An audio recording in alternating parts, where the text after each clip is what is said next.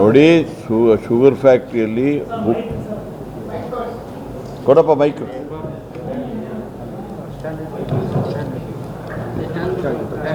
ಒಂದು ಸಕ್ಕರೆ ಕಾರ್ಖಾನೆಯಲ್ಲಿ ಉಕ್ಕು ತೆಗೆದು ಮಾಡಿದ್ದಾರೆ ಅಂತ ಹೇಳ್ಬಿಟ್ಟು ನಮ್ಮ ಶಾಸಕರೊಬ್ಬರು ಹೇಳಿದ್ದಾರೆ. ಅದಕ್ಕೆ ಅದರ ವಿಚಾರದಲ್ಲಿ MD ಅವರಿಗೆ ವಿಜಿಲೆನ್ಸಿಂದ ಅವರು ಇದನ್ನು ಇನ್ಸ್ಪೆಕ್ಷನ್ ಮಾಡಿಬಿಟ್ಟು ಒಂದು ರಿಪೋರ್ಟ್ ಕಳಿಸ್ಕೊಡಿ ಅಂತ ಹೇಳಿದ್ರೆ, ರಿಪೋರ್ಟ್ ಬಂದ ಮೇಲೆ ಅದರ ವಿಚಾರದಲ್ಲಿ ನಾನು ಪ್ರತಿಕ್ರಿಯೆ ಮಾಡ್ತೀನಿ.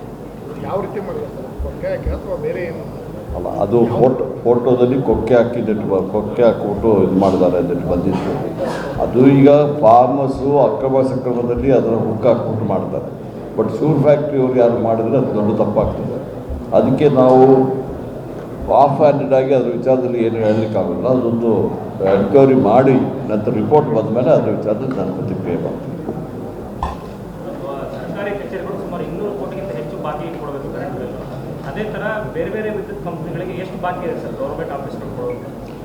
ನಮ್ಮದು ನಮ್ಮ ಸ್ಟೇಟಲ್ಲಿ ಒಂದು ಸುಮಾರು ಕರೆಕ್ಟಾಗಿ ಗೊತ್ತಿಲ್ಲ, ಬೇಕಾದ್ರೆ ತರಿಸ್ಬಿಟ್ಟು ಹೇಳ್ತೀನಿ, ಸುಮಾರು 6,000 ಕೋಟಿಗಿಂತ ಹೆಚ್ಚು ನಮಗೆ ಸರ್ಕಾರಿ ಇದರಿಂದ, ಅದು ಪಂಚಾಯತ್ ಇರ್ಬೋದು, ಮುನ್ಸಿಪಾಲ್ಟಿಗಳಿರ್ಬೋದು, ಮೇಜರ್ ಇರಿಗೇಷನ್ ಇರ್ಬೋದು, ಅದರ ಬಾಕಿ ಇದೆ. ಆ ಥರ ವಿಚಾರದಲ್ಲಿ ಈಗಾಗಲೇ ನಾವು ಸಂಬಂಧಪಟ್ಟ ಮಂತ್ರಿಗಳಿಗೆ ಮತ್ತು ಇಲಾಖೆ ಒಟ್ಟಿಗೆ ನಾವು ವ್ಯವಹರಿಸ್ತಾ ಇದ್ದೀವಿ.